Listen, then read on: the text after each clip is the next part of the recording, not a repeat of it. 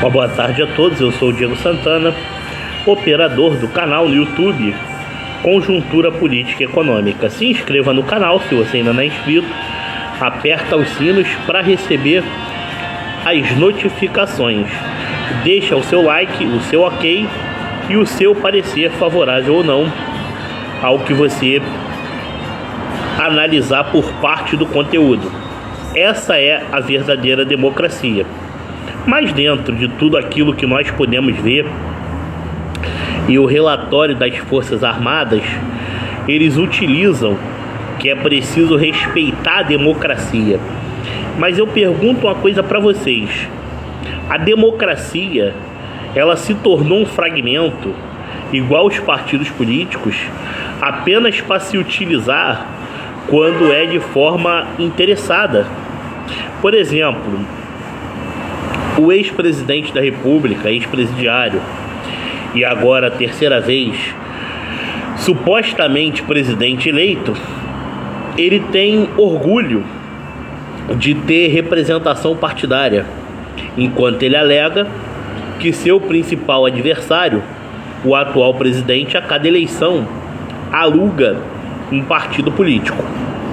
Mas nós sabemos como funciona a política partidária brasileira, onde a multipolarização, que dá uma liberdade sem tamanho para a construção ininterrupta de outras legendas, mostra como é o sistema político brasileiro, o qual o nosso presidente muito vem buscando passar, não por cima, mas driblar tudo que há de corruptível ao longo de todos esses anos da República Brasileira, onde uma Corte Suprema se tornou a nova monarquia que passa por cima de todos os princípios de republicanismo e também de democracia, né? Isso acaba sendo um retrocesso e um desrespeito à pátria, onde se faz o que bem entende de acordo com sua respectiva interpretação, e muitas das vezes, quando é atacado, utiliza a democracia como uma narrativa de transformar eventuais críticos em supostos ditadores. Mas não é bem assim que as circunstâncias funcionam. É evidente que nós não podemos dizer com clareza que ministros da Suprema Corte obtêm corporativismo ou qualquer tipo de relação ou privilégio com o quadro político brasileiro, principalmente o Senado Federal, que tem suas funções exclusivas diante das escolhas dos ministros da Suprema Corte, porque muitos processos que nós bem conhecemos que foram engavetados, seja pelo próprio Ministério Público Federal ou pelo próprio Supremo Tribunal Federal, que eles alegam falta de provas para dar continuidade a determinadas CPIs que gerem condenações ou perdas de mandato. Uma diferença muito grande foi o caso lá do senador Demóstenes Torres, que foi cassado em 2009, no caso do Carlinho Cachoeira, né, que apenas foi escolhido como um bode expiatório de todo aquele contexto que envolvia inúmeros outros quadros políticos brasileiros, principalmente do PSDB, o velho Teatro das Tesouras. E mais para frente, podemos dizer o seguinte, que dentre todas essas circunstâncias, se criou um quadro político de verdade que bate de frente não só com o sistema, como também com as velhas narrativas de quadros políticos combinados, onde a oposição era apenas uma adversidade momentânea de feudos políticos que dominavam a nível regional. Exemplo, durante os governos petistas, o PSDB governou 9 estados da federação. E ainda assim, o ex-presidente da República, em 2002, só tinha apenas 19% de aprovação popular. O que mostra que, dentro de todo esse contexto, o PSDB apenas buscava arguir um eleitorado mais próximo da classe média e da classe alta. Por isso, sempre foi utilizado os velhos discursos que se tratava de governo dos ricos, mas não que significava que eles eram oposições, eram apenas uma camuflagem político-eleitoral que, se dependesse da vontade deles, se perpetuaria por muito mais tempo e com o poder central na mão do PT principalmente. Isso ficou provado, toda essa história, numa simples eleição. Tantos que todos foram capazes de se unir, mas conforme dizem alguns sites aí, como o UOL, ou até mesmo alguns jornais como Folha de São Paulo, o Estadão, fala que houve uma antecipação do voto útil pelo desgaste do governo da extrema-direita, assim eles dizem, né? Na verdade, nós já sabíamos, do todos contra um, que o único que teve a coragem de abrir o jogo e falar essa verdade foi o magnífico Padre Kelmon, que surgiu no momento oportuno para desvendar a disfarçatez que havia nos debates de todas as emissoras, onde o principal objetivo eram os velhos métodos de desgaste contra o presidente da República e mais nada. É lógico que, pelo fato do senhor Lula fazer parte do cenário, ele sofreria ataques naturais. Ataques esses, inclusive, que muitas pessoas não perceberam, mas é a pura verdade.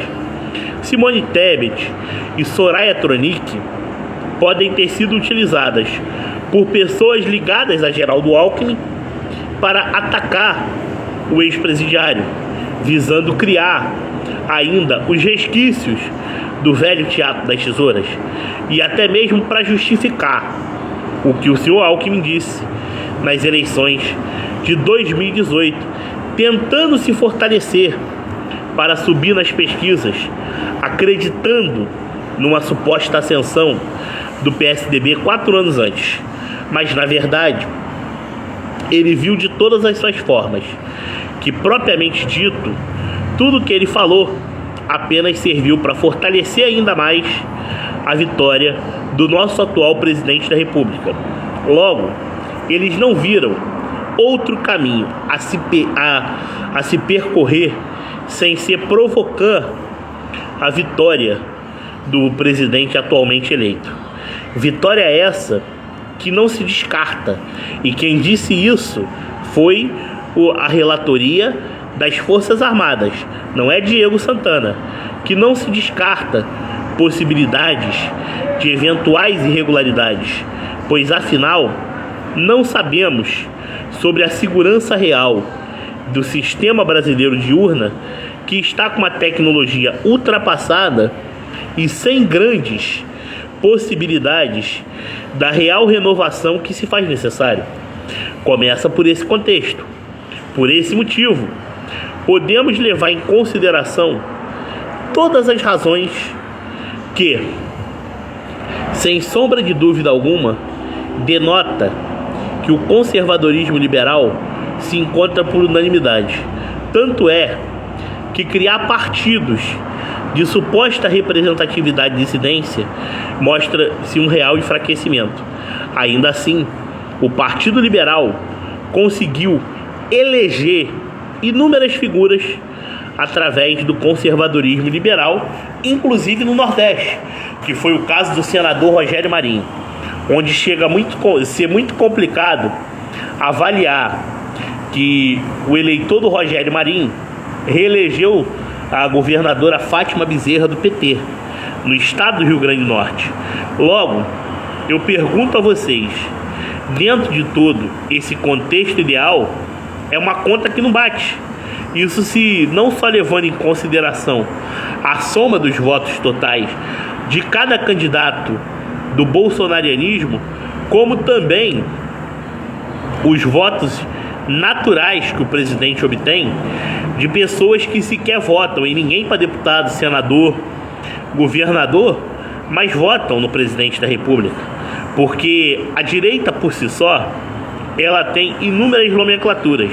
Existe a direita politizada e a direita despolitizada. Direita essa que uma parte confia 100% somente no capitão e outros que confia nos candidatos do capitão, e ainda assim votando com olhos meio abertos. Tanto que as traições perderam espaço no quadro político. Exemplo Jorge Hassema, exemplo delegado Valdir, exemplo Alexandre Frota, exemplo Mandetta, entre outras figuras mais.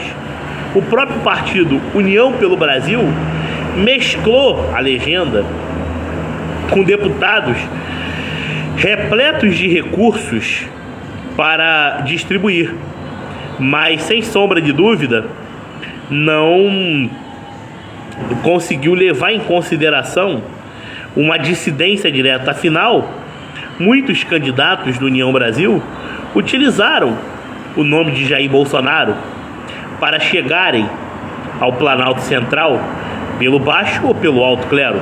Logo, existe aquele tipo de coisa. A política partidária, ela está obsoleta. Isso reflete o fato do Valdemar Costa Neto querer manter Bolsonaro no PL, por saber que seu partido só reacendeu no cenário pela força do presidente da República. Afinal, tudo tem que ser levado em consideração nos reais contextos. O declínio das dissidências bolsonarianas são públicos e notórios. Todo um contexto que leva em consideração o tendencioso lulismo, onde a esquerda progressista, propriamente dito, sem sombra de dúvida alguma, tem lá suas dúvidas como conseguiu chegar a essa suspeita vitória. A esquerda tem voto? A esquerda tem voto. Ponto. Da militância. Mas não de pessoas que consigam alcançar um real contexto mediante a realidade. Pois afinal, Rede Globo perdeu de forma significativa todas as respectivas audiências necessárias. As inserções que foram barganhadas de Jair Messias Bolsonaro fez diferença em diversas regiões. Se tivessem chega nas devidas proporções, consequentemente não haveria essa possibilidade de fraudes, até porque o Auxílio Brasil ajudou milhões de pessoas, só não se cadastrou quem não quis. Tivemos uma pandemia onde pessoas foram obrigadas a ficar em casa e outras obrigadas a perder seus empregos devido ao tipo de movimento que causavam grandes aglomerações. Tudo isso pode ser levado em consideração, onde tudo se tentou boicotar, inclusive as taxas de exportação, que foi as maiores da última década, superou números dos governos petistas, e isso causava barganhas como se fosse coisas ruins, onde a grande mídia tentou derrubar. Afinal, no que se provém da produtividade, tudo precisa entrar na taxa de exportação. E é por essa razão que a nossa economia cresceu e nós tivemos muito mais inflação de demanda do que inflação de custo, porque o governo aumentou sua arrecadação, diminuindo os gastos na própria carne e aumentando os juros somente para não ultrapassar a meta de inflação que foi prevista durante aquele ano. Não foi para estagnar a economia, tanto foi que não se aumentou impostos e o governo não tomou medidas duras e nem paralisou obras de cunho estratégico. Isso tanto foi verdade que ainda com juros ultrapassando um pouco o limite previsto, as exportações em nenhum momento estagnou. No mês que tinha uma provável queda, no mês seguinte já se recuperava. Isso mostra que a parte mais estratégica que o Brasil ainda obtinha cresceu. A industrialização só não cresceu justamente pelo fato que a indústria brasileira ela perdeu muito a sua identidade e a sua continuidade com os governos que antecederam Jair Bolsonaro. Mas o projeto de reindustrialização fazia parte de toda a política econômica de Paulo Guedes. Mas, infelizmente, não foi dessa forma que determinadas pessoas quiseram entender ou fizeram ouvido de mercador. Mas, por outro lado, a nossa suspeita continua prevalecendo mediante uma grande novela. Não é que o país está dividido.